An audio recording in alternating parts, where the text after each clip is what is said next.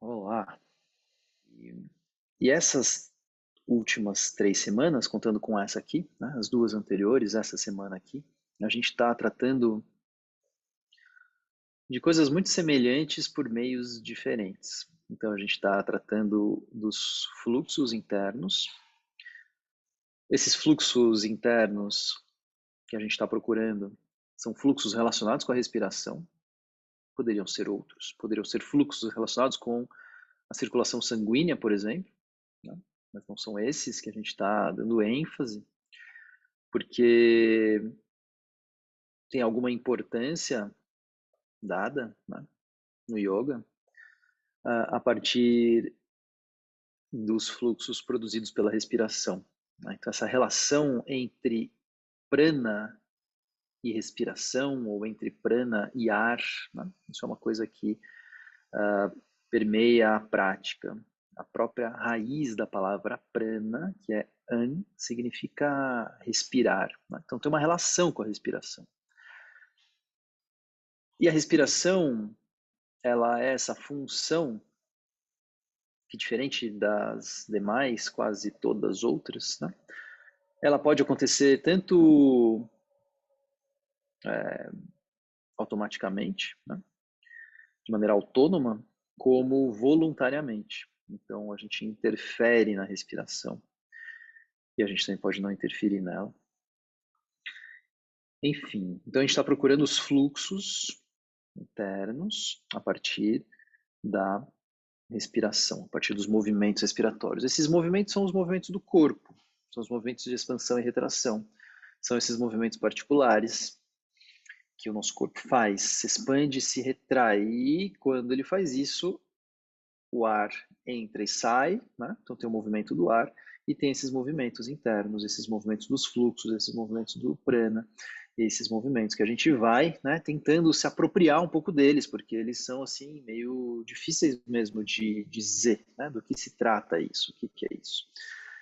E a gente não está buscando conceitos, né? Então a gente está longe de buscar conceitos, a gente está procurando sentir.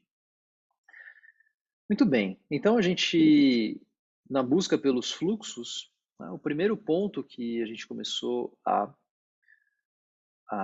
interferir, usar como técnica, porque cada técnica que fazemos é um estímulo, né? Então a gente vai percebendo o que nos acontece à medida que a gente vai produzindo estímulos e ficando atentos para perceber os efeitos desses estímulos, tá bom? Então tem um fluxo acontecendo, mas talvez seja mais fácil perceber esse fluxo acontecendo quando eu interfiro nele. Aí eu faço o Mula Bandha, por exemplo. E o Mula Bandha muda o fluxo.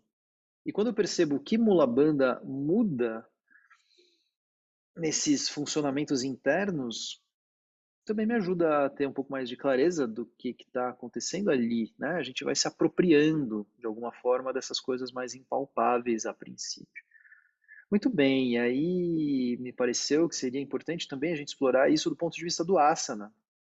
Então não são só os bandhas e os mudras com essas mudanças de configuração interna, mas também são os asanas com essas mudanças de configuração corporal, lateralizações, torções, flexões, extensões, né? Locais de abertura, locais de compressão, linhas de alongamento, prolongamentos, né? Essas coisas todas que a gente foi buscando no asana, inversões, o que muda, né? Então, assim, o que muda a partir da percepção desses fluxos internos, ou o que nasce, o que brota, porque às vezes é isso, né? Às vezes a gente consegue, a gente passa a perceber algo que não percebíamos antes, por uma, por uma postura, por um asana, assim como a gente pode passar a perceber o que não percebia antes por um bandha. E aí, né, nesse meio tempo, eu entro em contato, por um outro motivo, com uma descrição lá do Dr. Bolho, um pequeno trecho que ele coloca ali no livro, onde ele fala que as narinas, ele está falando da respiração, as narinas funcionam como um controle remoto. E para as nossas sensações e para os fluxos internos. E isso, desse ponto de vista, é realmente muito interessante e tem muito a ver com o que a gente está procurando e com o que a gente está fazendo nas semanas anteriores, porque no fundo, tudo que a gente está procurando fazer é encontrar meios de ou perceber esses fluxos com mais clareza, ou de interferir nesses fluxos, ou de produzir aberturas para eles, né? Ou de torná-los mais palpáveis, mais concretos, mais nítidos. E além do mula bandha, né, como sendo algo que interfere, além das posições corporais, além, né, dessas técnicas todas que a gente foi fazendo, tem um outro fator, tem um outro aspecto que é o que a gente está procurando essa semana, que é a forma como a gente coloca o ar para dentro. Né? A forma como a gente permite a passagem do ar para dentro e para fora do corpo. Seja pela boca, seja pelas narinas, seja pela boca aberta, seja pela boca em Kaki Mudra, né? Com restrição. Pelas narinas, do jeito mais cotidiano que a gente respira, ou pelas narinas, quando a gente faz o ar passar pela região olfatória, como se eu quisesse sentir o cheiro de alguma coisa. Pela narina esquerda, pela narina direita. Então, o que essas coisas produzem de efeitos, né? Então, talvez seja dessas 3 semanas a parte mais refinada, assim, da interferência ou do estímulo que isso produz nos fluxos. Não é alguma coisa assim sendo feita com força intensamente como um mula bandha, por exemplo. Não é uma coisa tão nítida e feita no corpo como uma inclinação lateral, onde nitidamente tem uma área aberta e uma área comprimida. Ah, eu vou tampar uma narina e vou só respirar pela outra. E isso pode me trazer mudanças na forma como eu sinto esses fluxos internos. Por quê? A gente vai deixar essa pergunta em suspenso. Né? Não sei por quê, mas a gente vai ficar observando. Muda alguma coisa? E aí eu troco e respiro pela outra narina. Muda alguma coisa? Muda alguma coisa quando eu faço o ar passar lá em cima, como se eu cheirasse? Alguma coisa em que sentido? Alguma coisa no sentido dos movimentos de expansão e retração do corpo, não é? Porque se, bom, enfim, né? Como é que eu faço? Acho que fica essa questão também. Que escolha é essa? Né? Que escolha é essa? Que mudança de corpo é essa que me permite fazer o ar passar lá em cima para eu sentir o cheiro de alguma coisa? Ou depois não, o ar passa por aqui. Que escolha é essa? Que mudança, que configuração interna é essa? Né? Que faz com que isso mude o caminho do ar internamente. Então a gente vai ficar observando os processos de expansão e retração, vai ficar observando os meios de preenchimento e de esvaziamento, vai ficar observando nesse processo de preenchimento e esvaziamento qual é o caminho, né? E qual é o fluxo. Então a gente entra nos fluxos. Esses fluxos, eles são movimentos que não são nem os movimentos do ar, nem os movimentos de expansão e retração do corpo. Eles são de uma natureza mais linear. Tá? Então sempre que a gente se confunde com esses movimentos de pulso, né, de expansão e retração, a gente vai tentando separar um pouco essas coisas. Expansão e retração é uma coisa, fluxo linear, né, linha, percurso, área, passagem, né, isso é outra coisa. Então a gente tenta diferenciar também essas coisas.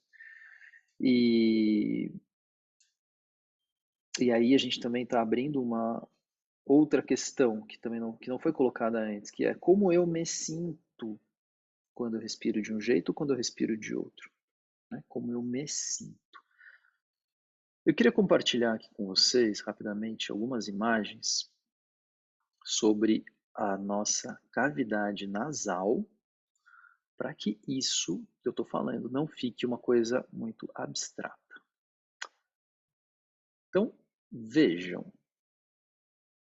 a nossa região olfatória. Né? Então, isso aqui é a área do nosso corpo que capta o olfato. Então, tem essas ramificações, ela fica aqui.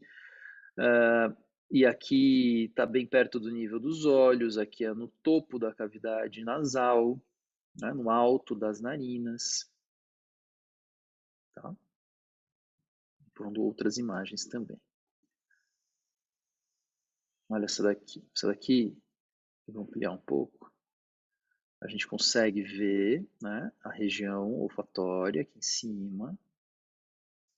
Tem simulação de fluxo de ar que entra, fluxo de ar que sai. E aqui a gente já começa a conseguir ver, mas eu vou mostrar uma próxima imagem daqui a pouco que melhora isso, mas a gente já começa a conseguir ver que tem uma espécie de canaletas, né, por onde o ar passa. Tem, tá vendo essas coisinhas aqui, né? Isso aí vai dando uma direção para o ar. Então o ar pode passar por essa aqui de baixo, pode passar por essa aqui do meio, pode passar por essa aqui de cima, né? E aí ele vai lá para trás, desce, vai para a traqueia, tal, volta. E deixa eu mostrar uma última, então, onde a gente vê isso aqui melhor, com mais clareza. Não mostra a região olfatória, que ela estaria por aqui, mais ou menos, né? Mas mostra muito mais claramente essas passagens internas. Então, quando a gente respira normalmente, aqui está a narina, né? O ar entrou aqui e ele faz, em geral, o caminho mais curto. Maior parte do ar, claro que o ar se divide um pouco para cada lugar, tá? Mas a maior quantidade do fluxo de ar passa por aqui por baixo. Por isso que eu fico falando. Será que dá para perceber a passagem do ar sobre o céu da boca? Né? Porque a boca está aqui embaixo. Isso é o céu da boca, né? E aqui é em cima. Então o ar passa aqui. E aí ele vai lá para o fundo da boca, a garganta, a traqueia e tal. O ar também passa um pouco por aqui, por esse meio. Esse meio, não vou falar muito dele, não sei muito o que falar sobre essa passagem aqui. Mas tem essa outra, terceira, que é o caminho que o ar passa por perto daquelas terminações nervosas que nos dão a capacidade de sentir cheiro, né? Então, se o ar passa por aqui, a gente não está sentindo o cheiro de nada.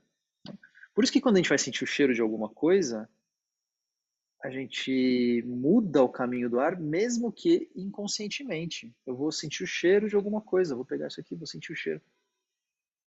Eu faço o ar passar lá em cima. E você pode experimentar isso quantas vezes você quiser. Né? Você está respirando normal, deixa eu sentir o cheiro de alguma coisa. O caminho do ar muda. Quem já está no programa há mais tempo, aqui tem várias pessoas, né?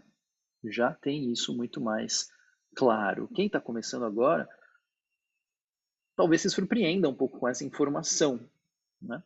Mas provavelmente é uma daquelas coisas que você vai guardar nas suas caixinhas, ali na sua caixinha de preciosidades práticas, né? Assim como cada um vai montando a sua caixinha de joias, a região olfatória, em geral, é uma dessas joias que ficam nas caixinhas, porque muda tudo, muda tudo. Tá, o ar passa por aqui, ele faz um caminho mais longo, ele passa por uma passagem mais estreita, ele não segue, né, o caminho normal de sempre. E como é que faz para o ar passar para cá, por cima? Não sei como faz, eu sei que a gente faz. Né? Talvez alguém fono, alguém especialista, otorrino, possa explicar isso. O que que muda? Não sei dizer o que muda. Mas tem coisas que mudam, né? E a gente pode ficar atentos, porque eu não estou preocupado do ponto de vista com a mesma questão que um otorrino teria ou um fono teria, não é essa, né? A nossa questão aqui. A nossa questão é perceber que isso acontece e perceber o que muda em relação ao nosso material de estudo, de prática, que são as nossas sensações, né? Que é o nosso corpo de prana. Então é isso que a gente vai ficar olhando. É isso que a gente vai ficar olhando. Então, o que muda? O que muda? Tá bom. Muito bem. E é isso. Então, a gente vai ficar explorando um pouco a nossa prática a partir desse ponto de vista, a partir de experimentações, né? Experimentações. Então, a gente está fazendo dessa semana algo assim, meio comparativo mesmo. Então, como é quando respira assim? Como é quando respira desse jeito? O que muda? E a gente vai ficar fazendo essas comparações.